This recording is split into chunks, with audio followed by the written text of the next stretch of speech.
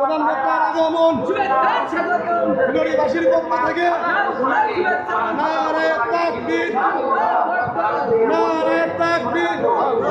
ফুলবাড়ীবাসীর পক্ষ থেকে প্রধানমন্ত্রীর আগমন, প্রধানমন্ত্রীর আগমন ফুলবাড়ীবাসীর পক্ষ থেকে নারে তাকবীর, নারে তাকবীর।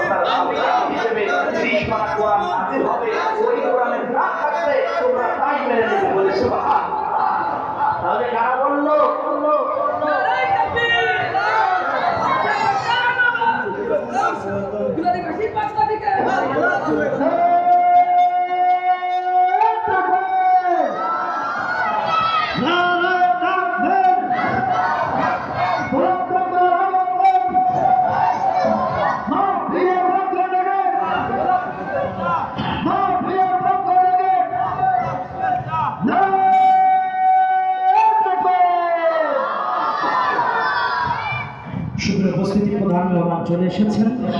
মদিনার তাজরিন নবী সেই সময় আল্লাহ তাআলা বিশ্ব নবীকে এই দুনিয়ার বুকে পাঠালেন। সেই সময় অন্ধকার ঘন ঘটাই পাপের মধ্যে যখন নিমজ্জিত হয়েছিল এক শ্রেণীর লোকেরা, তখন ওই পাপের কালো ধোঁয়াকে সরিয়ে দেওয়ার জন্য ইলা নূর হিসেবে আমার আপনার প্রিয় নেতা, আমার আপনার আল্লাহ তাআলার প্রিয় পয়গম্বর হযরতে মুহাম্মদ রাসূলুল্লাহ সাল্লাল্লাহু আলাইহি সাল্লামকে দুনিয়ার বুকে আগমন ঘটিয়ে দেন। জোরে বলেন সাল্লাল্লাহু। তাকবীর দেন। যারা বাহিরে আছে তারা যদি উপযুক্ত মুসলমানের লাইনে থাকে। আমার আজকের আলোচনার বিষয় হলো ঈমান ও আমল নিয়ে, ঈমান ও আমল নিয়ে। আর যারা বাহিরে আছে তাদের যদি ঈমান থাকে তাহলে অবশ্যই মাহফিল ময়দানে বসবে। জোরে বলেন ঠিক না ঠিক? আওয়াজ দেন, জোরে বলেন ঠিক না বেঠে? তাকবীরের জবাব দেন তিনবার। যুবক, চুল দাড়ি কাঁচা, চুল পাকা, দাড়ি পাকা, মাঝখানের দাঁত ফাঁকা, শরীরটাও বাঁকা, তিন শ্রেণীর লোক রেডি। লিল্লাহে তাকবীর, নারে তাকবীর। বৃদ্ধরা হয়তো দুর্বল হতে পারে, এই জন্য যুবক, চুল দাড়ি কাঁচা সকলেই মিলে দুটি হাত উঁচু করে দিয়ে আল্লাহ তাআলাকে খুশি করার জন্য শয়তানকে এই এলাকার মধ্য থেকে দূরে সরিয়ে দিতে হবে। আল্লাহ তাআলার ধ্বনি দিয়ে, আল্লাহু আকবার ধ্বনি দিয়ে এলাকাকে বুঝাইতে চাই যে এলাকার মানুষ এখন আর ঘুমিয়ে নেই, কোরআনের ময়দানে সকলেই বসে পড়বে আর শয়তান তাদের থেকে সরে যাবে। দুটি হাত উঁচু করে দিয়ে বলেন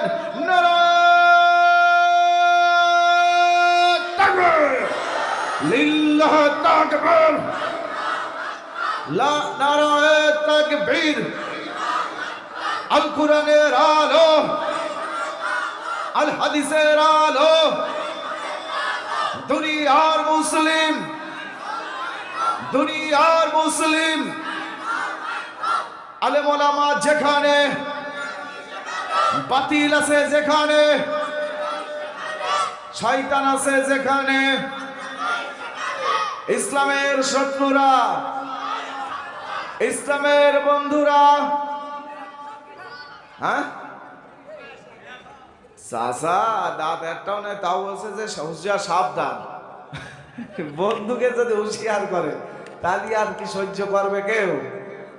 হুঁশিয়ার ওই জায়গায় হবে না। কি হবে? এক হও, লড়াই করো, এক হও, ইসলামী ঐক্য জোট। কোরআনের বাংলাদেশ হবে ইসলামের বাংলাদেশ। জোরে বলে ঠিক না বাটি?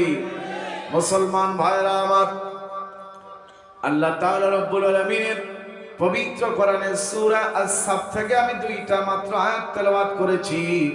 এই আয়াত থেকে আপনাদের মাঝে আমি কোরআন দিয়ে ঈমান সম্পর্কে বোঝাই দিব। আমার আল্লাহ তাআলা রব্বুল আলামিন কোরআনের মধ্যে জানিয়ে দিলেন, আমার আল্লাহ তাআলা রব্বুল আলামিন এই কোরআনের 10 নম্বর আয়াতের মধ্যে আল্লাহ ঘোষণা দিয়ে দিলেন। আল্লাহ তাআলার বান্দারা মনোযোগ দিয়ে শুনে নেন। পর্দার আড়ালে কি মা বোন আছে নাকি? ব্যবস্থা আছে? আপনাদের একটা অফার দিয়ে দিই। এই আলোচনার পরে আপনাদের একটা বিশেষ উপহার আছে। এখানে অনেকগুলো ক্রেজ দিয়েছে, অনেক মেহমানদারি হয়েছে, কি হয় নাই? আপনাদের জন্য পুরস্কার আছে, সেগুলো আমি দেখলাম বাড়ির ভিতরে সব প্যাকেট করছে। কে? এইগুলো না নিয়ে দেন যাবেন না, কারণ ওইটা রহমতের খাবার। কি তাবারক, কি ওগুলো কি রহমত না? এই ফুলহরি গ্রামের এই যে ফাউন্ডেশনটা তৈরি হয়েছে শততক্ষ ফি সাবিলিল্লাহ ফাউন্ডেশন, এই ফাউন্ডেশনের নামটা আমি রিয়াদ ইসলাম বকুলের থেকেই হয়েছে। কে ঠিক না? এই প্রথম থেকে শুরু করে রাসেল ফারুক আলমগীর ভাইরা যতগুলো লোক আছে এই জায়গায় আমি কয়েক বছর ধরে আসতেছি। এখানে লোক যাই হোক তবু এই জায়গায় আমার যেন মন কেড়ে নিয়েছে এলাকার যে কয়জন আছে, সেই জন্য আমি প্রত্যেকবার তাদের দাওয়াতকে আমি ফিরিয়ে দিই না। আমি যত কষ্ট হোক এই মহব্বতে আমাকে যেন আল্লাহর পক্ষ থেকে এখানে পাঠায় দেয়। এটা জোরে বলবেন না সুবহানাল্লাহ? এই জন্য মুসলমান ভাইরা আমার, আল্লাহ তাআলার পবিত্র কোরআনে সূরা আস-সাফের 10 নম্বর আয়াতে বলে দিলেন, বিসমিল্লাহির রাহমানির রাহিম,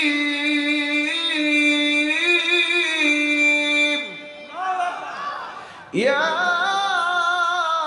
আইয়ুহাল্লাযীনা আমানু হাল আদুল্লুকুম আলা তিজারাতিন তুনজিকুম মিন আযাবিন আলীম।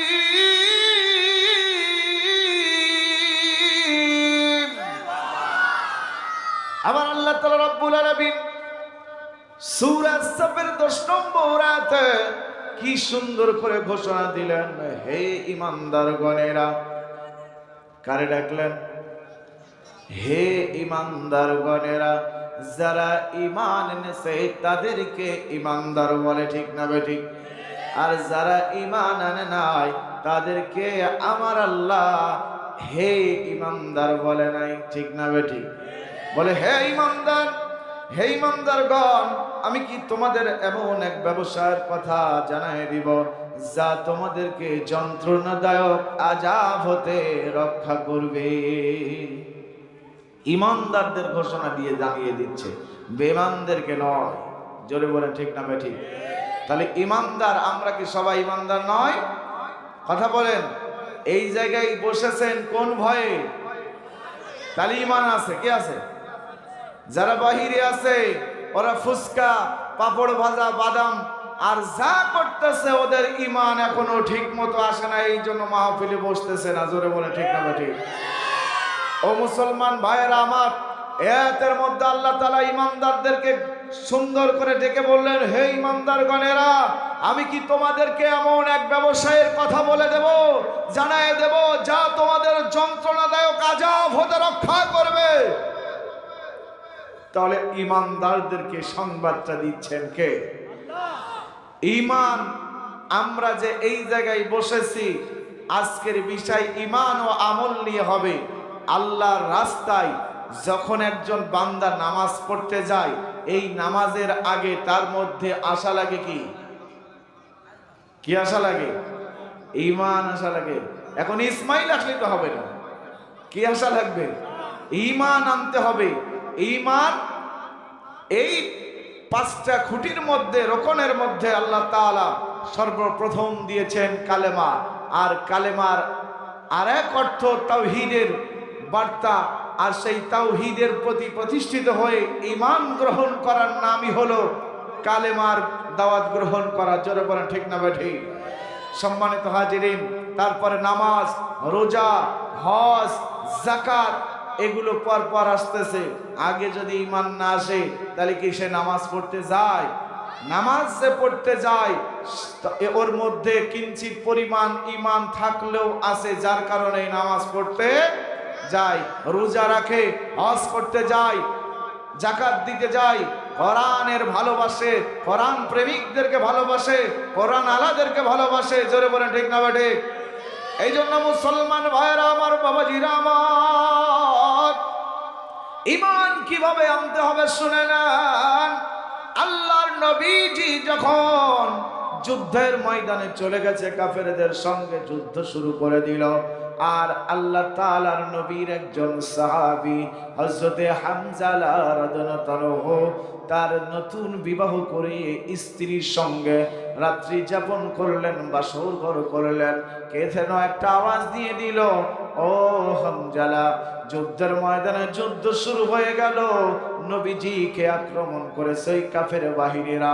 এখনো কি তুমি বাড়িতে থাকবা নাকি যাবা জিহাদের ময়দানে? চলো তাড়াতাড়ি চলো, আমার নবীজিকে আক্রমণ করেছে ওই কাফের বাহিনীরা। একবারে এই ডাকটা কানে পৌঁছানোর সঙ্গে সঙ্গে হযরতে হামজা রাদিয়াল্লাহু তাআলা ফরজ গোসল না করিয়া স্ত্রীর কাছ থেকে তরবারিটা নিয়ে বিদায় নিয়ে চলে গেল। আর স্ত্রীকে বলে গেল, ওগো আমার প্রাণের প্রিয়, আমার স্ত্রী শুনে নাও, আমার যদি দুনিয়ার বুকে আর কোনোদিন দেখা না হয়, আমার আল্লাহর পক্ষ থেকে যদি আমি শহীদ হয়ে যাই ওই জিহাদের ময়দানে, যুদ্ধের ময়দানে, তাহলে তোমার আমার দেখা হবে জান্নাতের বাগানে। এর ঈমান আছে, তাই জোরে বলেন ঈমান আছে। নিজের স্ত্রীকে ছেড়ে দিয়ে, সন্তানকে ছেড়ে দিয়ে, মা বাবাকে রেখে জিহাদের ময়দানে গেছে, একমাত্র নবীকে ভালোবেসে, নেতাকে অনুসরণ করে, আল্লাহর ভয়ে। জোরে বলেন ঠিক না বেঠে? এই ঈমান আছে, তাই এই বান্দা যখন চলে গেল যুদ্ধের ময়দানে, যুদ্ধ চলতেছে, কাফের বাহিনীরা বিশ্ব নবীজির চাহাবীদের উপর আক্রমণ করলো, নবীজির উপর আক্রমণ শুরু করে দিল। আক্রমণ করতে করতে এক পর্যায়ে গুনে দেখে সকল যুদ্ধ শেষ হয়ে যাওয়ার পরে শহীদ হয়ে গেছে 69 জনকে পাওয়া গেল, আর একজনকে পায় নাই। তখন ওই যুদ্ধের ময়দানে হযরতে হামজা রাদিয়াল্লাহু তাআলার স্ত্রী নবীজিকে সালাম জানায় দিয়া বলল, নবীজি, ও আল্লাহর পয়গম্বর, শুনে নেন, আমার স্বামী এই যুদ্ধের ময়দানে এসেছে। কে যেন ডাক দিয়ে বলল, যুদ্ধের ময়দানে যাওয়া লাগবে, জিহাদের ময়দানে যাওয়া লাগবে। আমার সঙ্গে রাত্রি যাপন বাসর ঘর করেছে, কিন্তু আমার স্বামী ফরজ গোসল করে নাই। ওগো আমার আল্লাহর নবী পয়গম্বর, তাকে আপনি তাড়াতাড়ি খুঁজেন, আর খোঁজার পরে তার সে যদি মারা যায়, শহীদ হয়ে যায়, তাহলে তাকে একটু গোসল করায় নিবেন। স্ত্রী নবীকে যখন বলে দিল, নবীজি আমার সাহাবীদেরকে বলে দিল, ও আমার সাহাবীরা, তাড়াতাড়ি খোঁজো, আমার হামজালা কই? আমার হামজালা আজকে থাকার কথা ছিল বাসর ঘরে, কিন্তু বাসর করার পরেও ফরজ গোসল বাদ দিয়া আমি নবীজিকে ভালোবেসে, আমার আল্লাহকে ভালোবেসে জিহাদের ময়দানে এসেছে। তাড়াতাড়ি দেখো আমার হামজালা কোথায়, আমার হামজালাকে খুঁজে আনো। এবার খুঁজতে খুঁজতে হযরতে হামজা রাদিয়াল্লাহু তাআলাকে পেয়ে গেল একটা পাহাড়ের চূড়ায়, কিন্তু শরীরটা ছিল, পুরা শরীরটা ছিল ভিজা। জোরে বলেন আল্লাহু আকবার। স্ত্রী বলল গোসল করায় নেবেন, কিন্তু ওখানে হামজালা পুরো ভিজা, পানি পেল কোথায়? হযরতে জিবরীল আলাইহিস সালাম কে স্মরণ করলো আমার আল্লাহর পয়গম্বর, ও জিবরিল, তুমি কোথায়? তাড়াতাড়ি এসো, আমার এই যে আল্লাহর পাগল, আমি নবীজির পাগল, এই হামজালার শরীরটা ভিজলো কি কায়দায়? আল্লাহর ফেরেশতা হযরতে জিবরিল আলাইহিস সালাম নবীজিকে বলে দিলেন, নবী গো, আপনার হামজালা আপনাকে এত ভালোবাসতো, নিজের পরিবার, নিজের স্ত্রী, সন্তান, মা বাবা সবাইকে ছেড়ে দিয়া নবীজির একটা ডাকে, নবীজি জিহাদের ময়দানে, যুদ্ধের ময়দানে কাফেরের আক্রমণে পড়ে গেছে বলে আর হামজালা গোসল করার সুযোগ পায় নাই। ওই হামজালা আপনার ভালোবাসায় আপনার জন্য বাড়ি ছেড়ে চলে এসেছে। এই জন্য আমার আল্লাহ হযরতে হামজালা রাদিয়াল্লাহু তাআলার উপরে বিরাট বড় খুশি হইয়া আমার আল্লাহ তাআলা রব্বুল আলামিন ফেরেশতা বাহিনীকে বলল, ও আমার ফেরেশতারা শোনো, যেই হামজালা আমাকে ভালোবাসলো, নবীজিকে ভালোবেসে জিহাদের ময়দানে গোসল না করে চলে এসেছে, ওই হামজালার প্রতি আমি বড় খুশি হইছি, খুশি হইয়া গেছি। ওই হামজালাকে আমার জান্নাতি হাউজে কাউসারের পানি দিয়ে গোসল করায় দাও। দুনিয়ার সাধারণ পানি আর হলো না, পেল কোথাকার পানি? জান্নাতের পানি দিয়ে হযরতে হামজালা রাদিয়াল্লাহু আনহুকে গোসল করায় দিয়েছে। ও আল্লাহর বান্দারা, তাহলে শুনে নেন, হযরতে হামজালা রাদিয়াল্লাহু আনহু ঈমান এনেছিল বলে আল্লাহর নবীজির জন্য আল্লাহকে ভালোবেসে জীবন পর্যন্ত দিয়ে দিয়েছেন। জোরে জোরে বলেন আল্লাহু আকবার। এই জন্য আল্লাহ তাআলা রব্বুল আলামিন কোরআনের মধ্যে সূরা আল ইমরানের 31 নম্বর আয়াতে জানায় দিলেন, উল ইন কুনতুম তুহিব্বুনাল্লাহা ফাত্তাবিউনি ইউহিব্বুকুমুল্লাহু ওয়া ইয়াগফির লাকুম যুনুবাকুম ওয়াল্লাহু গফুরুর রহিম। আমার আল্লাহ তাআলা রব্বুল আলামিন তার নবীজি মুহাম্মদকে ডেকে বলল, নবী গো, ও আমার দোস্ত, পেয়ারা দোস্ত, মোহাব্বতের দোস্ত মোহাম্মদ, শোনো, আমি আল্লাহকে যদি কেউ ভালোবাসতে চাই, মহব্বত করতে চাই, প্যার করতে চাই, তাহলে তুমি নবী মুহাম্মদ, তোমাকে যেন আমার উম্মত আর উম্মতি, তোমার উম্মত আর উম্মতি, আমার বান্দা বান্দি তোমাকে যেন মহব্বত করে, ভালোবাসে, অনুসরণ করে, তাহলে আমি আল্লাহ তাআলা রব্বুল আলামিন তাদের জীবনের সমস্ত পাপ ক্ষমা করে দিব। ঘোষণাকার। তাহলে মহব্বত করতে হবে কাকে? ভালোবাসতে হবে কাকে? অনুসরণ করতে হবে কাকে? জোরে কন, এই আওয়াজ দিয়ে কন, কাকে? আল্লাহর নবী পয়গম্বরকে অনুসরণ করার কথা বলেছে কোরআনের মধ্যে। তাহলে দুনিয়ার বুকে ইসলামের জন্য, দিনকে বিজয় করার জন্য, ইসলামী রাষ্ট্রের জন্য বিশ্বনবী আঘাতের পর আঘাত খেয়েছে। শিহাবে আবু তালেবের জেলখানায় 3টা বছর জেল খেটেছে। শুধু তাই নয়, পাথরের উপরে পাথর নিক্ষেপ করে নবীজিকে ঝাঁঝরা করে ফেলেছে, তবুও নবীজি দ্বীনের দাওয়াত ছেড়ে দেয় না। তাহলে আমাদেরকে সেই নবীজির আদর্শ মোতাবেক জীবন গঠন করতে হলে আমাদেরও মার খাওয়া লাগতে পারে, আমাদের জেল খাটতে হতে পারে, আমাদেরকে আল্লাহ তাআলার ভালোবাসায় নবীজির অনুসরণ করার জন্য, ইসলামী দেশ, ইসলামী রাষ্ট্র কায়েম করার জন্য, তাহলে আমাদেরকেও যখন তখন জিহাদের ময়দানে আমাদের নেতৃবৃন্দগণ, আমাদের ইসলামের অনুসারী, নবীর অনুসারীগণ ডাকলে আমাদেরকেও দুনিয়ার মায়া ত্যাগ করে চলে যাওয়া লাগবে, ঠিক না বেঠিক? এর নাম হলো ঈমান। ঈমান যতক্ষণ তার পোক্ত হবে না, শক্ত হবে না, সেই মানুষটার ভিতরে মুনাফিকি থেকেই যাবে। কষ্ট হয় নাকি? এই ভাই, আপনারা 3 জনে দাঁড়িয়ে আছেন, একটু বসেন। আমি এত কষ্ট করে আপনাদের এত সুন্দর করে কথাগুলো শোনাই দিচ্ছি, আপনাদের শুনতে ভালো না লাগলে আমি বলবো না। কষ্ট হয়? আলোচনা শুনবেন? শুনবেন? হাত উঁচু করে দেখান তো কারা কারা শুনবেন। লিল্লাহি তাকবীর, নারায়ে তাকবীর, লিল্লাহি তাকবীর, নারায়ে তাকবীর।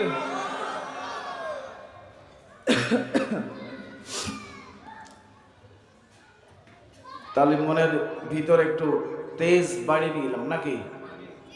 তেজ আর সার দরকার। ঘুম ঘুম আছে নাকি? চোখে কারোর ঘুম নেই তো?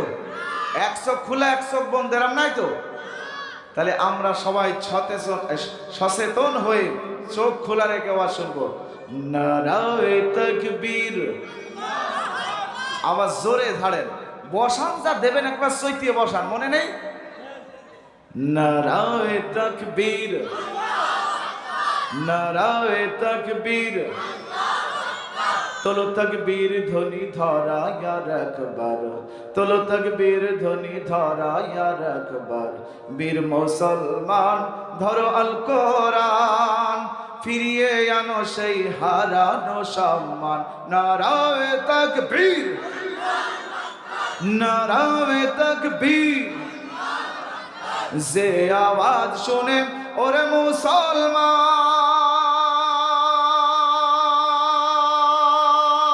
ভয় কাঁপিত কাফের ও বেঈমান। যে আওয়াজ শুনে ওরে মুসলমান ভয় কাঁপিত কাফের ও বেঈমান। দাউরে সেই হুঙ্কার কররে তোলপার, দাউরে সেই হুঙ্কার কররে তোলপার। পাপ দুনিয়া ভেঙে কররে চুরমার। নারায়ে তাকবীর, নারায়ে তাকবীর। চলবে মাঝে সাঝে মাছ মজে জিনিস পাবেন, আমি কিন্তু টাটকা, আর শয়তানে আমারে করে দিতে পারে আটকা। কি জোরে কোন ঠিক না বেঠিক? কিন্তু মাছের দাম বেশি আছে সব সময় ঝাটকা। কথা কন না কে? ঝাটকা গরিব মানুষ পাতেই চায় না, ও সব ভারতে চলে যায়। কথা কন না কে? এই জন্য টাটকা খাবার আমরা বাংলাদেশের মানুষ খাই। ও আল্লাহর বান্দারা, তাহলে ইমানের কি দাম শুনে নেন। একজন ইমান আনার কারণে জিহাদের ময়দানে শহীদ হইয়া গেল, আর আল্লাহর নবীজি তার সাহাবী হযরতে বেলাল রাদিয়াল্লাহু আনহুকে কি ভালোবাসলো। হযরতে বেলাল রাদিয়াল্লাহু আনহু ঈমান গ্রহণ করার কারণে তার উপরে নির্যাতন, ঠিক না বেঠিক? শুধুমাত্র কালেমার দাওয়াত, কালেমার দাওয়াত গ্রহণ করলেই যে ঈমানদার হবে তা নয়। এই কালেমার দাওয়াত গ্রহণ করে ঈমান পোক্ত করে ফেলেছে তার মালিক উমাইয়া হযরতে বেলাল রাদিয়াল্লাহু আনহুকে ধরে আনতে বলল, তারে বেঁধে ফেললো, তারে মারতে শুরু করলো। প্রহার করতে করতে হযরতে বেলালের উপরে রক্তাক্ত করে ফেললো। বেলাল যখন আল্লাহর প্রতি ঈমান ছাড়ে না, নবীজির কালেমা ছাড়ে না, তখন বেলালের মালিক দুনিয়াতে যার বাড়িতে থাকতো, সেই মালিক হযরত আল্লাহ তাআলার নবীজির সাহাবী হযরতে বেলাল রাদিয়াল্লাহু আনহুকে বলল, এ বেলাল তুই ঈমান ছাড়, কালেমার দাওয়াত ছেড়ে দিবি কিনা বল। এই বেলাল বলছে যে আমার জীবনের শ্বাস প্রশ্বাস থাকা পর্যন্ত এক ফোঁটা রক্তবিন্দু আমি বেলালের গায়ে যদি থাকে, আমি আমার আল্লাহর প্রতি যে ঈমান এনেছি, নবীজির যে কালেমা পড়েছি, আমি আমার ঈমান আমল ছাড়বো না, কালেমার দাওয়াত ছাড়বো না। জোরে বলেন আল্লাহু আকবার। এখানে যাদের ঈমান দুর্বল তারা উঠে যাবে না, আর যাদের ঈমান দুর্বল নয় তারা আমার ওয়াজ পুরোপুরি শুনে আখেরি মোনাজাত, আজকের এই মোনাজাত পর্যন্ত, শেষ মোনাজাত পর্যন্ত থাকবেন, ঠিক না বেঠিক? আর যারা উঠবে এদের মধ্যে দেখবেন পুরো ঈমান আসে নাই, ওরা নড় বড় ঈমানদার। আর যারা বাইরে আছে ওরা সাসাড়ে ঈমানদার। কি ঈমানদার? সাসাড়ে বোঝেন? সাসাড়ে বোঝেন মানে ও এদিকেও থাকে না ওদিকেও থাকে না, বলে ও যা হয় হোক, আমরা গরিব মানুষ চাষবাস করে খাই, ওই দিকেও যাবো না এই দিকেও যাবো না, একেবারে আমেজ হলে থাকবো না, এই জায়গায় থাকবো। কে? এর নাম হচ্ছে সাসাড়ে ঈমানদার। এবার শুনে নেন, বেলালের যখন বলল বেলাল আল্লাহর প্রতি ঈমান ছেড়ে দাও, নবীজির কালেমার দাওয়াত ছেড়ে দাও, বেলাল বলল আমাকে তোমরা কোন রকমে আমার ঈমান ছড়াতে পারবা না। তখন ওই শয়তানের দলেরা আগুনের আঙ্গারা বানাইয়া হযরতে বেলাল রাদিয়াল্লাহু আনহুকে ঈমান আনার কারণে, ঈমানদার হওয়ার কারণে আগুনের ওই আঙ্গারার উপরে চেপে ধইরা পাথর বুকের উপরে চাপ দিল। বেলাল ছটফট করে, আর বেলাল আল্লাহকে ডাক দেয়, আল্লাহ ও রব, তোমার প্রতি ঈমান আনার কারণে, নবীজির কালেমার দাওয়াত গ্রহণ করার কারণে দেখো গো আল্লাহ, আমার কি জুলুম নির্যাতন করে, আমার শরীরটা ঝাঁঝরা করে দিল, তবু আমি ঈমান হারা যেন না হই। ওগো আল্লাহ, তুমি আমাকে সাহায্য করো। বেলালের ডাক শুনবে কিনা? আমরাও যদি ডাকার মতো ডাকতে জানি তাহলে আমাদের ডাক আল্লাহ কবুল করবে। জোরে জোরে বলেন ঠিক না বেঠিক? উদউনি আস্তাজিব লাকুম। আল্লাহ তো নিজেই বলেছে, বান্দা তুমি আমাকে ডাকো, তোমার ডাকে আমি সাড়া দিব। যদি ডাকার মতো ডাকতে জানি তাহলে আল্লাহ আমাদের ডাকে সাড়া দিবে। জোরে বলেন ঠিক না বেঠিক? এই জন্য মুমিন মুসলমান ফুলহরি দেবীনগরের ভাইরা, পর্দার আলোর মা বোনেরা শুনে নেন, এই বেলালের উপরে নির্যাতন চলতেছে। বেলালের সারা শরীর ক্ষত বিক্ষত হয়ে গেল, আগুনে পুড়ে যায়। লোহার সেক দিয়া বেলাল যখন বেহুশ হইয়া যায়, বেলাল তবু জিব্বা দিয়ে মুখ দিয়ে আওয়াজ বের করে, আহাদ আহাদ আহাদ। জোরে বলেন আল্লাহু আকবার। এই বেলাল যখন আহাদ আহাদ করতে লাগলো, তখন ওই বেঈমানের দলেরা ইমানদারকে শাস্তি দিল কি কায়দায়? আগুনে পোড়াইলো একটা লোহার শিক, শিকুল লোহার শিকটা পোড়াইয়া বলল, বেলাল যে মুখ দিয়ে যে জিব্বা দিয়ে আওয়াজ বাহির করতেছে, ওই বেলালের জিব্বাকে ক্ষত বিক্ষত করে দাও, যাতে আওয়াজ আর না হয়। বেলালের জিব্বাকে টেনে ধরে ওই শিকটা গরম শিক দিয়া জিব্বার ওই পাশ আর এই পাশ দিয়ে টান দেয়। বেলাল তবুও আল্লাহর জিকির বন্ধ করে না। চলো বলেন আল্লাহু আকবার। এই বেলালের মতো ইমানদার হতে হবে। জোরে বলো ঠিক না বেঠে?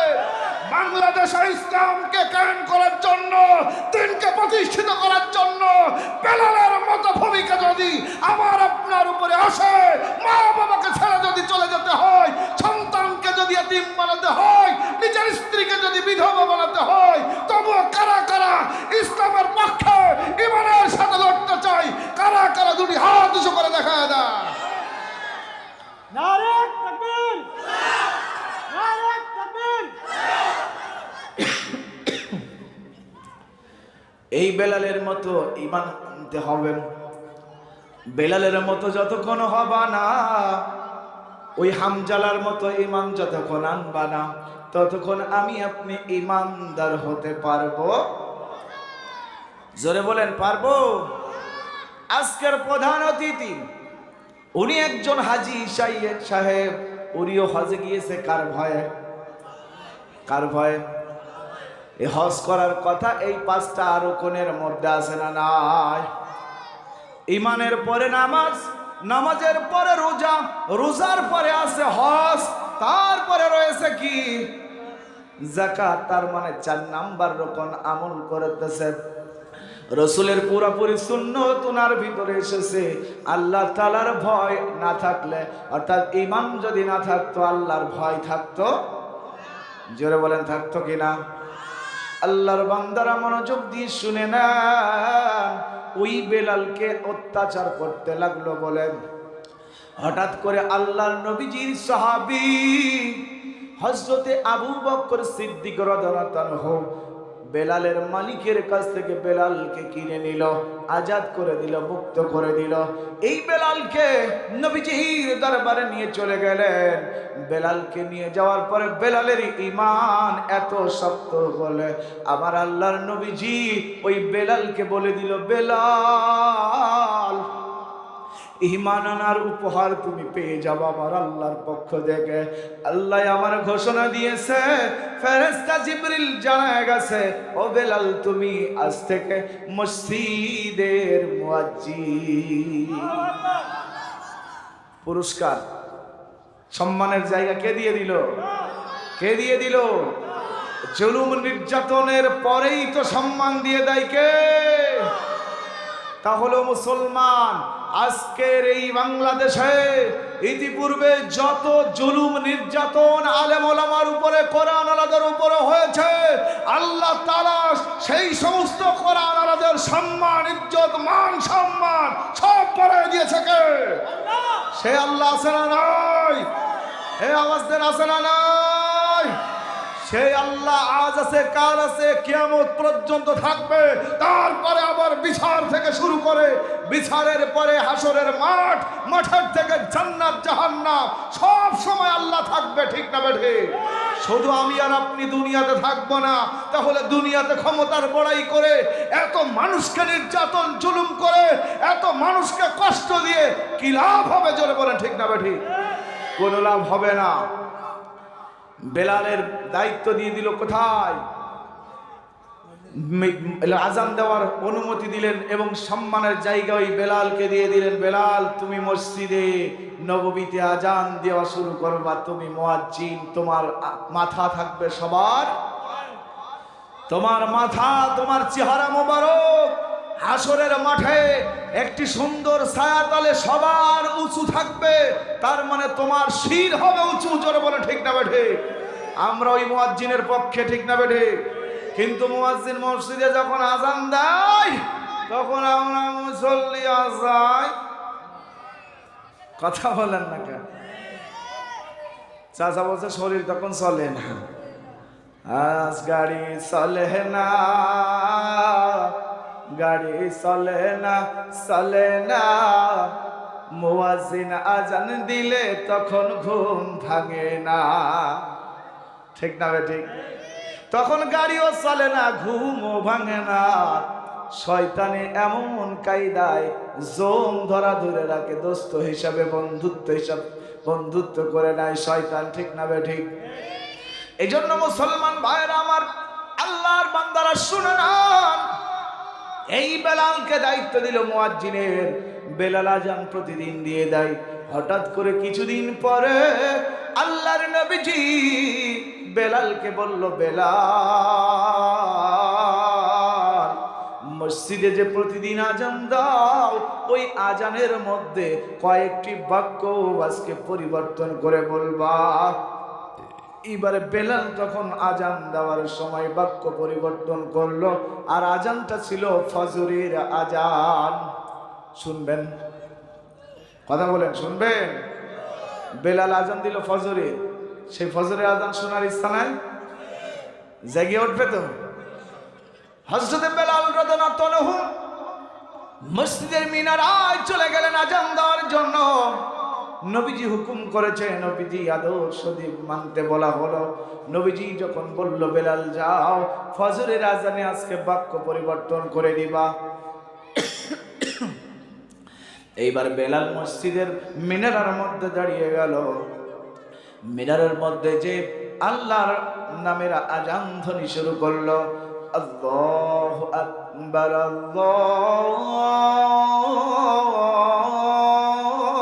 আল্লাহু আকবার, আল্লাহু আকবার,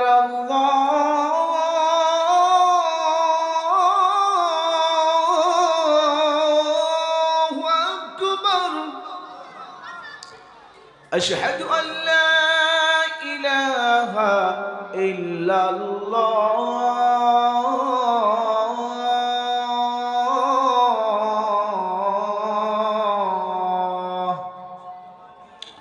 আশহাদু আন লা ইলাহা ইল্লাল্লাহ,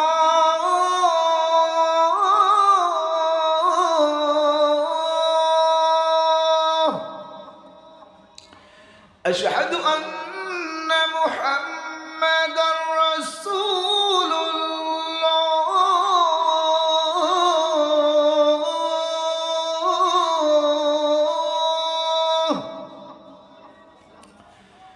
আশহাদু আন্না মুহাম্মাদার রাসূলুল্লাহ,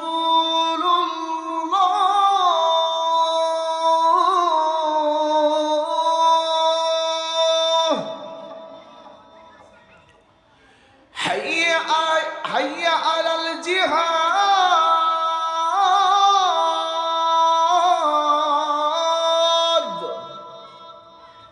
হাইয়া আলাল জিহাদ,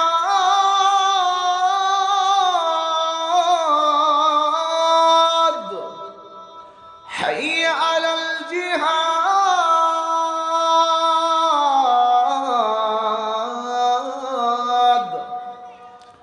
হাইয়া আলাল জিহাদ।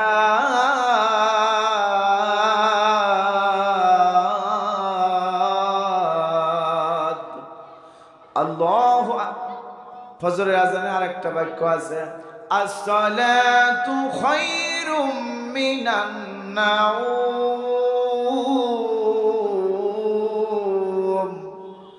আসসালাতু খায়রুম মিনান নাওম। আল্লাহু আকবার,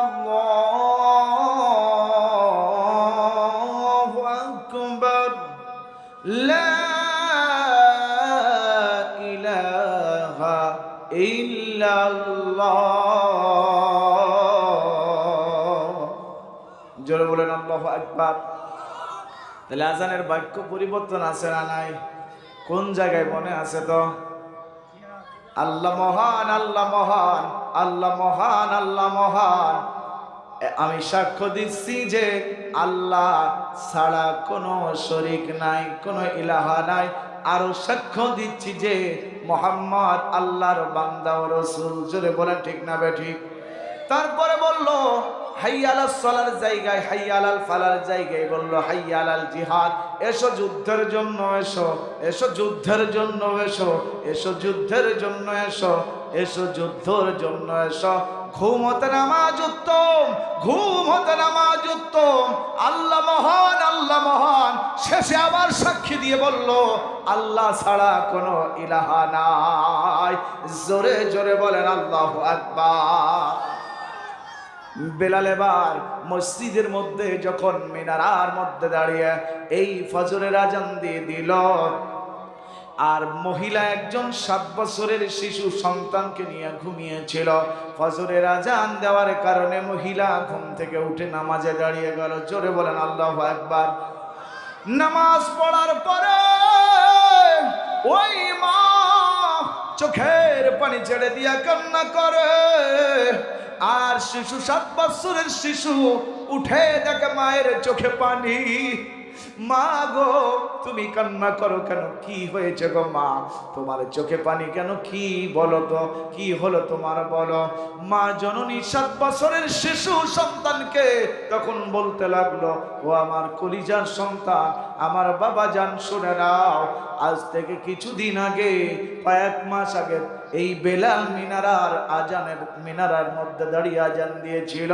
ওই দিনকেও এই বাক্যগুলো পরিবর্তন করে দিয়েছিল। এসো যুদ্ধের জন্য এসো, এসো জিহাদের জন্য এসো। তখন তোমার বাবা আমাকে বলল, ওগো আমার বিবি, আমারে বিদায় দিয়ে দাও, আমার তরবারি আর আমার যুদ্ধে যাওয়ার সরঞ্জাম সব দিয়ে দাও, আমি বিদায় নিয়া নবীজির ডাকে সাড়া দিব, যুদ্ধের ময়দানে চলে যাব। আমি আর কোনো বাধা দিলাম না। আমার স্বামী যেহেতু ভালো কাজে যাচ্ছে, আল্লাহর নবীজির পক্ষে, আল্লাহর পক্ষে কাজ করবে বলে আমার কাছ থেকে বিদায় নিয়ে নিল। আর আমার স্বামী বলে গেল, তোমার বাবা বলে গেল, ও বিবি, এই সন্তানকে আমি রেখে গেলাম তোমার কাছে, তোমাকে রেখে গেলাম আমার আল্লাহর হেফাজতে। আমার যদি আর কোনোদিন না পাও, আমি যদি যুদ্ধের ময়দানে শহীদ হইয়া যায়, তবে দুনিয়াতে দেখা না হলেও দেখা হবে জান্নাতে। জোরে জোরে বলেন আল্লাহু আকবার। কিন্তু ও সন্তান, সেই বেলাল আজকে আবার আজান দিয়েছে, হাইয়া আলাল জিহাদ, হাইয়া আলাল জিহাদ। এসো যুদ্ধের জন্য, এসো জিহাদের জন্য। আমার তো কোনো উপযুক্ত সন্তান নাই, আমার উপযুক্ত কোনো মানুষ গার্জিয়ান আমার বাড়িতে আর নাই। আজকে জিহাদের ময়দানে কে যাবে? এই জন্য আমি কান্না করি। সেদিন তো আমার স্বামী ছিল, সে তো আমার আল্লাহর জন্য হয়তো সে শহীদ হয়ে গেছে, আর কোনোদিন ফিরে আসে নাই। আজকে আমি তো পরিচয় দিতে পারি যে আমি একজন শহীদের বিবি। কিন্তু আজকে আমার কোনো সন্তান যদি উপযুক্ত থাকতো তাহলে আজকে যুদ্ধের ময়দানে পাঠিয়ে দিতাম। আমার সন্তান যদি আল্লাহর রাস্তায় নবীজির পক্ষে কাজ করে যদি শহীদ হতো তাহলে আমি পরিচয় দিতে পারতাম যে আমি শহীদের মা। মিনারার আজানে ধ্বনি, মসজিদের আজানে ধ্বনি কি যে মধুর লাগে, মনে হয় আরশ থেকে কে আমারে ডাকে, মনে হয় আরশ থেকে কে আমারে ডাকে। জোরে জোরে বলেন আল্লাহু আকবার।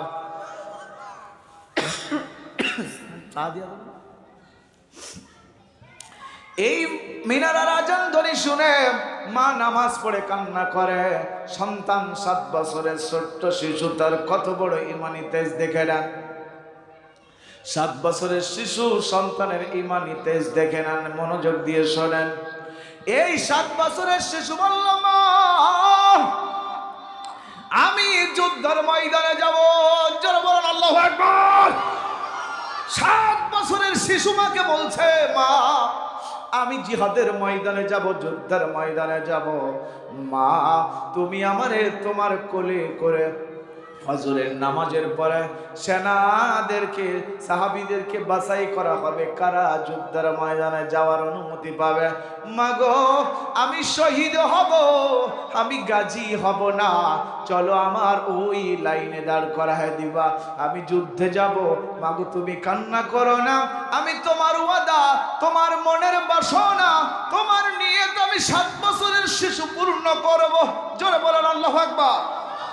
শিশু সন্তানকে নিয়ে মা যখন কোলে নিয়ে চলে গেলেন নবীজির ওই সাহাবীদের কাতারে, যুদ্ধের ময়দানে কারা কারা যাবে এই লাইনের সকলেই পুরুষ দাঁড়িয়ে আছে। মা জননী ছোট্ট 7 বছরের শিশুকে নিয়ে পিছনে দাঁড়িয়ে আছে। ওই জিহাদের ময়দানে যাওয়ার বাছাইকৃত সেনা প্রধান সেনাবাহিনীর মতো করে পাঠাবে বলে, অর্থাৎ সাহাবীদেরকে জিহাদের ময়দানে পাঠাবে যাদের, তাদের বাছাই পর্ব শুরু হয়ে গেছে। পিছনে একজন মহিলা 7 বছরের শিশু সন্তানকে এনে দিয়ে দাঁড়িয়ে আছে। অন্য সাহাবীরা পিছনে তাকায় মহিলাকে বলল, ও মহিলা আজকে জিহাদের ময়দানে মহিলাদের যাওয়ার অনুমতি নাই।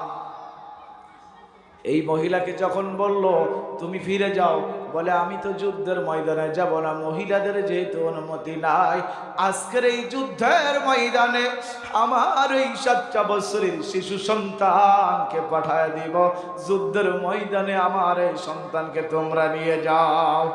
ওই সাহাবীরা বলল, মা আপনার এই 7 বছরের শিশু সন্তান তো উপযুক্ত হয় নাই, ম্যাচিউরড হয় নাই, জিহাদের ময়দানে যাওয়ার মতো উপযুক্ত না হলে যাওয়া যাবে না, আপনি ফিরায় নিয়ে তাড়াতাড়ি চলে যান।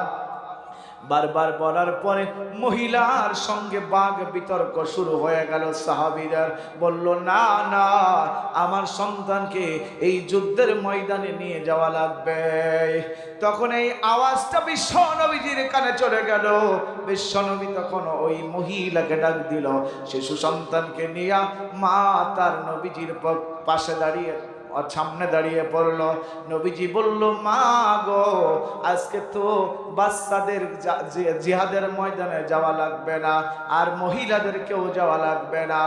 মা জননী বলল, নবীজি গো আমার স্বামী কিছুদিন আগে, কি কয়েক মাস আগে বেলাল আজান দিয়েছিল হাইয়া আলাল জিহাদ, হাইয়া আলাল জিহাদ। সেদিন আমার স্বামী আমার কাছ থেকে বিদায় নিয়া, তরবারিটা নিয়া আর সব কিছু গুছায় আমার কাছ থেকে বিদায় নিয়া আর কোনদিন ফিরে যাই নাই।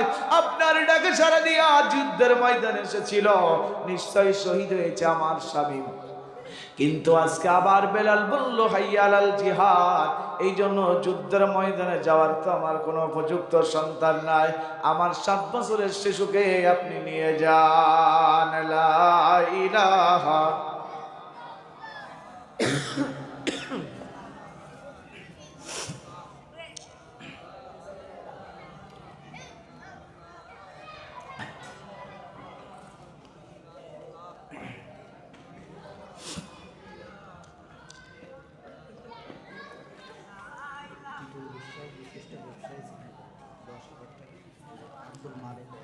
এই দুইটা একটু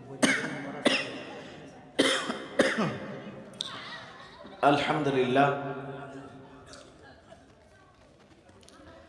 কি কষ্ট হচ্ছে নাকি? আর শুনবেন তো।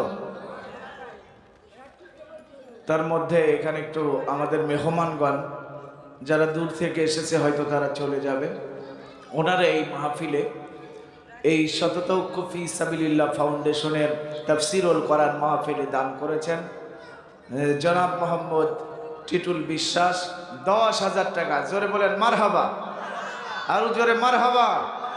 আল্লাহ তাআলা জনাব মোহাম্মদ টিটুল বিশ্বাসের দানকে কবুল করে নেন, তার পরিবার পরিজনদেরকে হেফাজত করেন, তার মনের আশা বাসনা পূর্ণ করেন, তার ব্যবসা বাণিজ্যই বরকত দান করে দেন। আল্লাহ তাআলা তার পরিবার থেকে যারা কবরে চলে গেছে তাদের মাফ করে জান্নাতি মেহমান বানায় নেন। জোরে বলেন আমিন। আর একজন মেহমান আছেন আব্দুল মালিক সাহেব, উনি 1000 টাকা দান করেছেন। উনি ঝিনাইদা থাকেন হয়তো, ওনার 1000 টাকার দানকে আল্লাহ কবুল করুক। জোরে বলেন মারহাবা। আল্লাহ তাআলা আব্দুল মালিকের দানকে কবুল আর মঞ্জুর করে তার মনের বাসনা আশা বাসনা সব পূর্ণ করে দাও, পরিবার পরিজনদের হেফাজত করো, যারা কবরবাসী তাদের মাফ করে জান্নাতি মেহমান বানাও। জোরে বলেন আমিন। আজকের প্রধান অতিথি, আজকের প্রধান অতিথি আমাদের মাঝে উনি নগদ 5,000 টাকা দান করেছেন। আলহাজ মোহাম্মদ নওয়াব আলী মন্ডল ফুলহরি, সম্মানিত প্রধান অতিথি, আল্লাহর নবীজির দেশ ভ্রমণকারী একজন হাজী সাহেব আলহাজ। আল্লাহ তাআলার বান্দা করলো দান বাড়িয়ে দাও, মান দিয়েছে 5,000, হয় না বেজার। আল্লাহ তার দানকে কবুল আর মঞ্জুর করো, তার পরিবার পরিজনদের হেফাজত করো, যারা কবরবাসী হয়েছে তাদের মাফ করে জান্নাতি মেহমান বানাও। আল্লাহ তাআলা তার হায়াতের মধ্যে সঠিকভাবে সুস্থতা শেফা দান করে দিও। জোরে বলেন আমিন। দানের হিসাব একটু পরে, যারা চলে যাবে তারা, আচ্ছা পরে। আমার ওয়াজের মধ্যে ঘষণ লেগে গিয়েছে, এটি জিকির করেন তাহলে একটু লা ইলাহা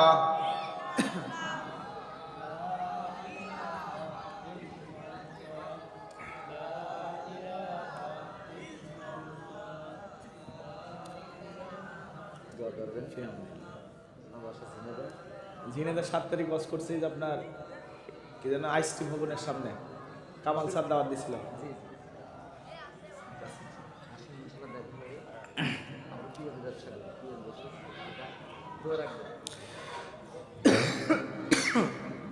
আপনি চলে যাবেন, কষ্ট হচ্ছে নাকি?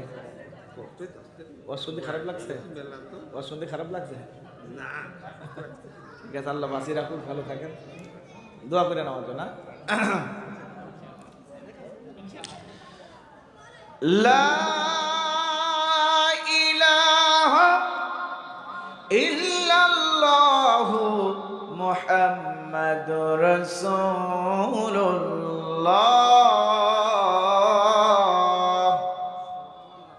সাল্লাল্লাহু আলাইহি ওয়াসাল্লাম। সম্মানিত হাজিরিন ও ফুলহরি দেবীনগরের মুসলমান ভাই এবং বাবাজিরা, কুচিকাচা যুবক আমার ভাই এবং বন্ধুগণ, পর্দার আড়ালে মা বোনেরা, ফাতেমা, রাবিয়া, কুলসুমারা, শোনে না। এবার এই 7 বছরের শিশু সন্তানের মা বলছে নবীজি আমার এই 7 বছরের শিশু সন্তানকে যুদ্ধের ময়দানে নিয়ে যান। আল্লাহর নবী বলল মা গো, আপনার সন্তান তো ম্যাচিউরড হয় নাই, উপযুক্ত হয় নাই, অস্ত্র ধরার মতো হয় নাই, যুদ্ধ করার মতো হয় নাই, আপনি নিয়ে যান, ফিরিয়ে নিয়ে যান। মা জননী চোখের পানি ছেড়ে দিয়া কান্না করতে করতে নিজের সন্তানকে কোলে নিয়া ফিরে যাইতে লাগলো।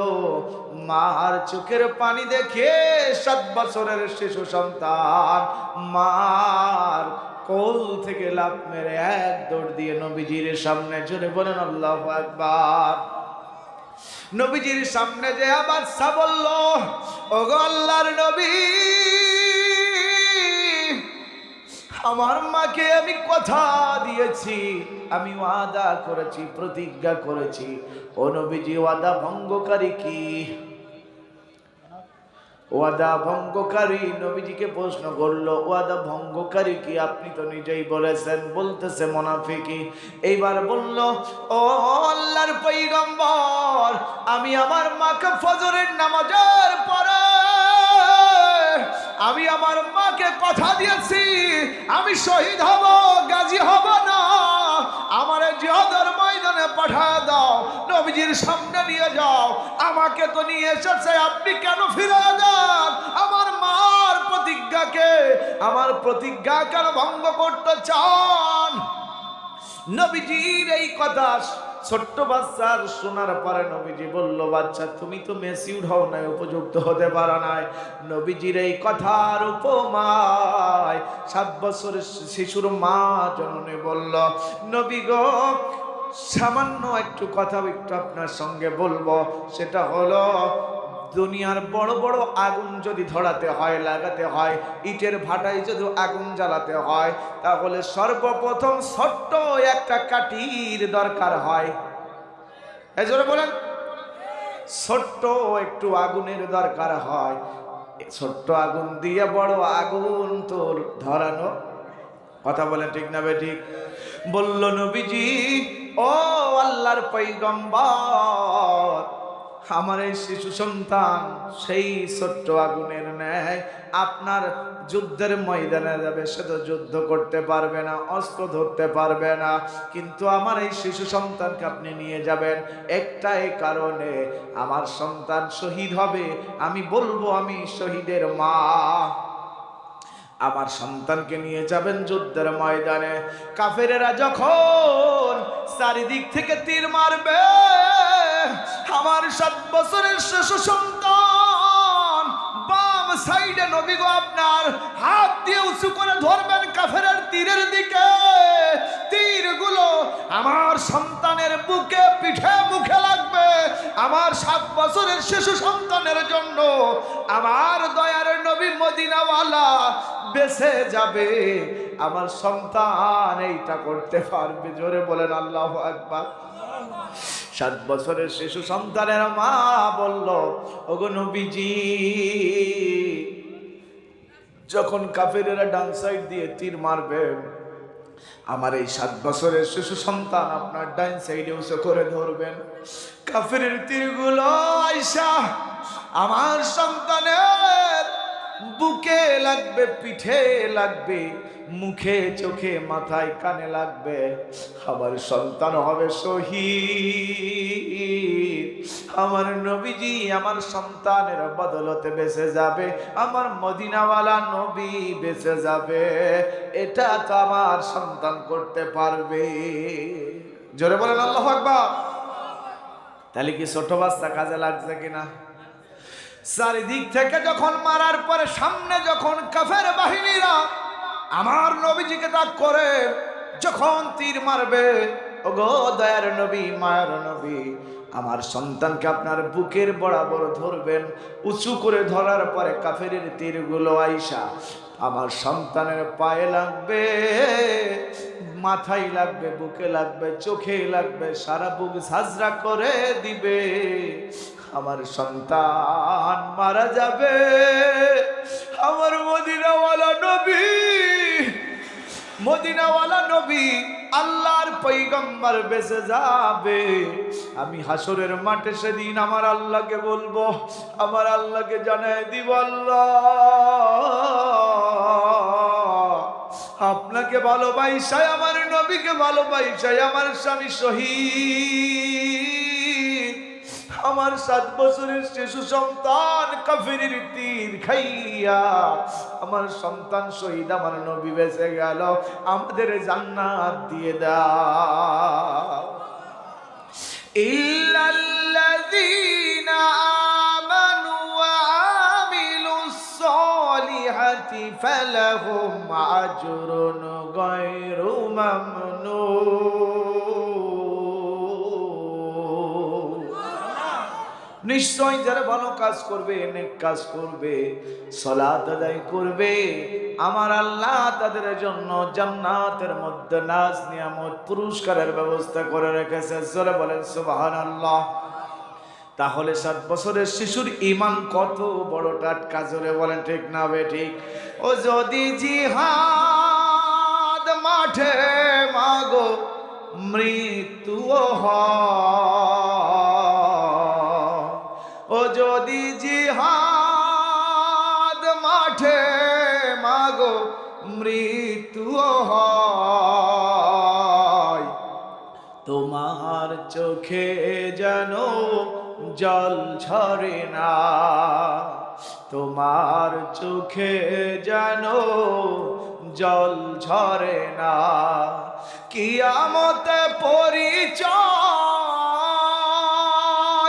দেবে তুমি আল্লাহ।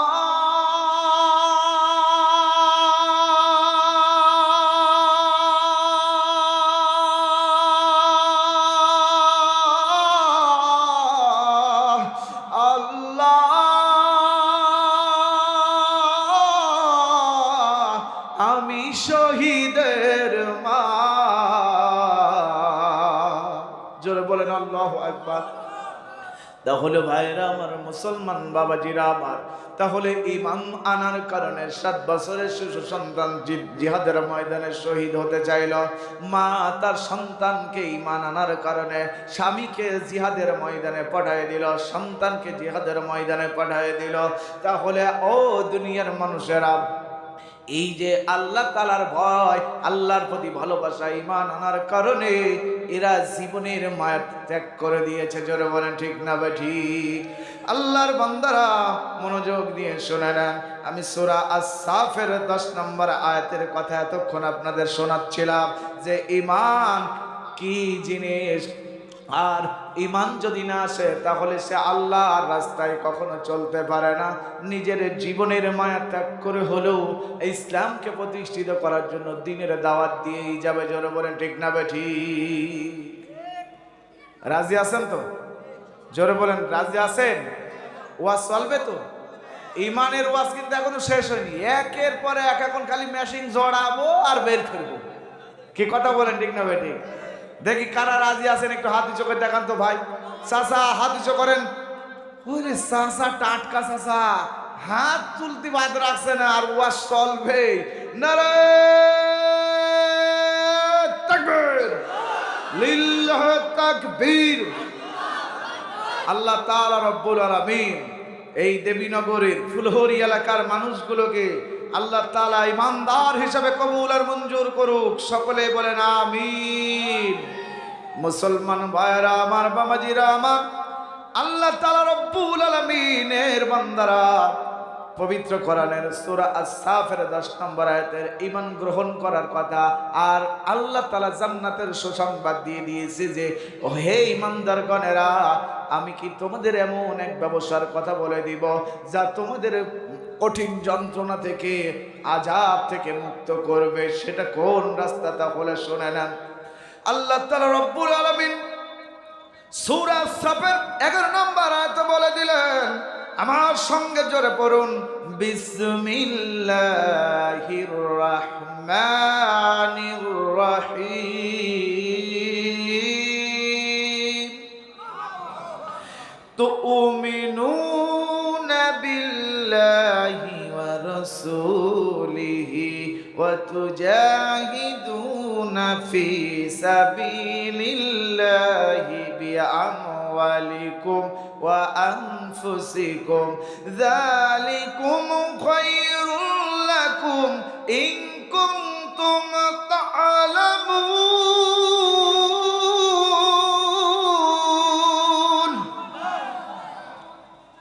আল্লাহ তাআলা রব্বুল আলামিন বলে দিলেন, তোমরা আল্লাহর প্রতি ও তার রাসূলের প্রতি ঈমান আনো, অর্থাৎ আল্লাহ এবং রাসূলের প্রতি ঈমান আনবে, এবং তোমরা তোমাদের ধন সম্পদ ও জীবন দিয়ে আল্লাহর পথে জিহাদ করো, এটাই তোমাদের জন্য উত্তম, যদি তোমরা তা জানো। তাহলে এখানে বলিনি, এখানে বলছেন যে আল্লাহ এবং রাসূলের প্রতি কি আনো। তাহলে আজকে ঈমানের আলোচনা কি আপনারা কি বুঝতে পারছেন? লা ইলাহা ইল্লাল্লাহ ইল্লাল্লাহু মুহাম্মাদুর রাসূলুল্লাহ।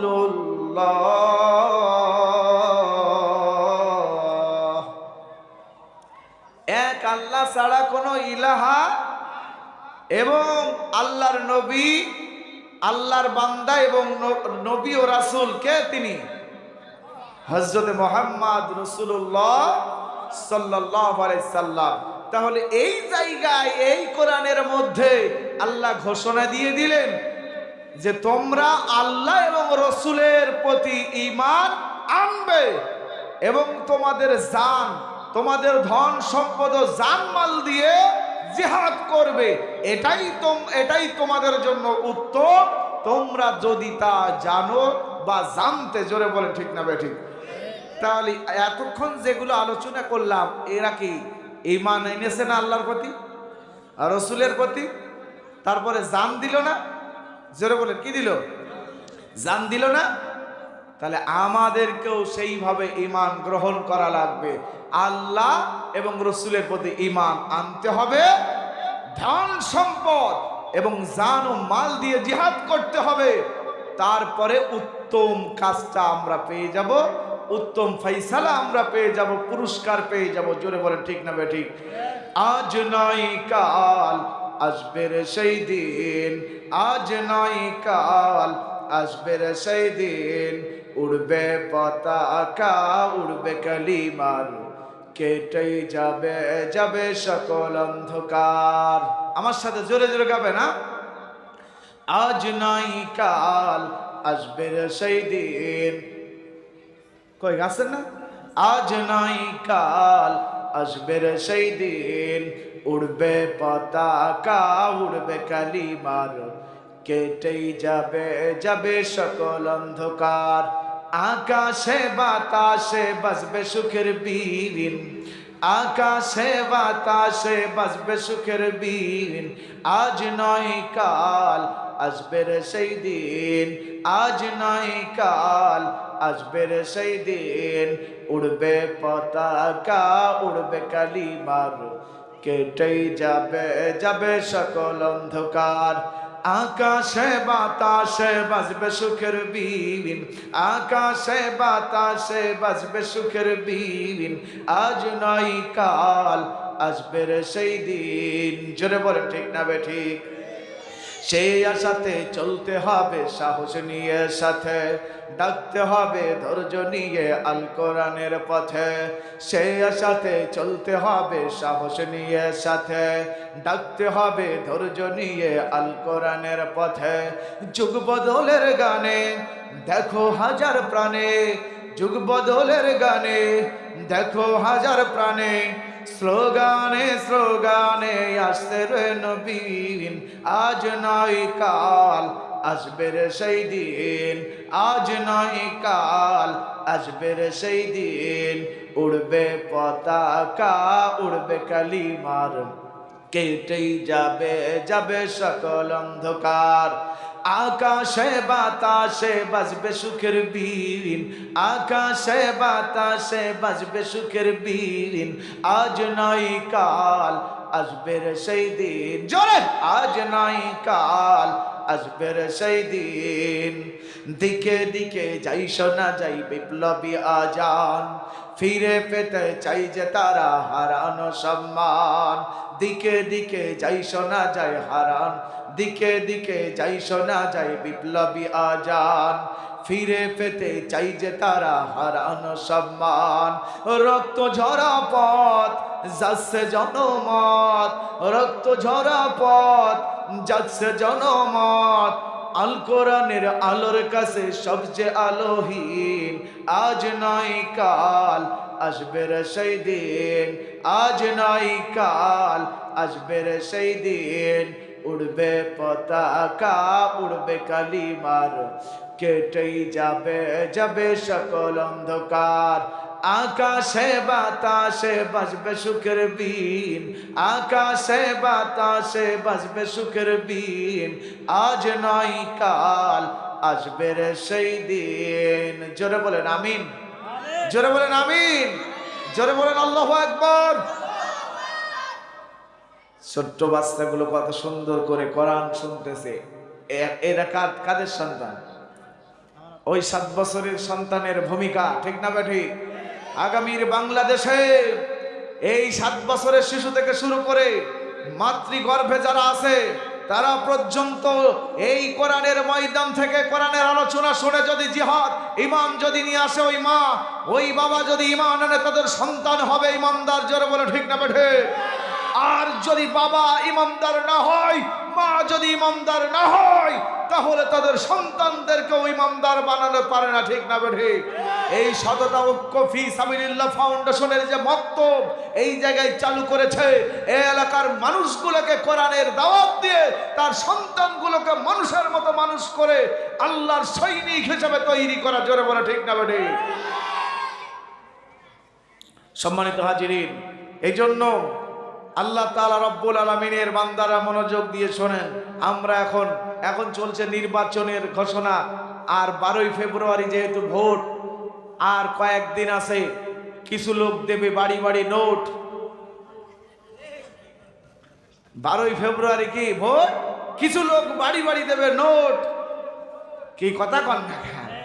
আর ওই নোটে যে বলবে তারা 2 নম্বর মুসলমান, ঠিক না বেঠে? 2 নম্বর মুসলমান চেনেন? চেনেন? হ্যাঁ, জোরে বলে চেনেন কারা? হাদিসে করে দেখান তো 2 নম্বর মুসলমান কারা? হ্যাঁ, 8 এই গত মাসের 8 তারিখে ওয়াজ করলাম আবদালপুরে, আমি আর মুফতি আমির হামজা ভাই। আর 14 তারিখে রামচন্দ্রপুর মুফতি আমির হামজা ভাই আমি করছি। জানেন না আপনারা? গেছিলেন? ওই জায়গায় গেছিলেন? আমি ওই জায়গায় বলছিলাম যে 2 নম্বর মুসলমান চিনার একটাই উপায়, ভোটের সময় এসেছে আর নেতা একজন প্রথমে ঢুকেছে নামাজ পড়তে, কোনোদিন নামাজে দেখা যায় না, হঠাৎ নামাজে গিয়েছে নেতা, যাই দেখে যাক চাষা এই দাঁত পড়ার মতো, ওই চাষা যা দাঁত এই চাষার নেই, এখন ওই চাষা ধরেন শরীরী কাজকর্ম করতে পারে না, ওই চাষার যদি আমি বলি চাষা এই যে আমি অমুক মার্কায় ভোটে দাঁড়িয়েছি, এই যে 2000 টাকা দিলাম, এই টাকা দিয়ে খাবেন, চিকিৎসা মিকিৎসা করবেন, ভোটটা যেন আমারে দেন। ওই চাষা আবেগে কাইন্দে বলছে কেউ দেওয়ার মতো নেই, তুমি তো 2000 দিলিয়ে, তোমারই ভোট দেবো, নেই মসজিদে মত কলাম। কথা কন। ওই চাষা যখন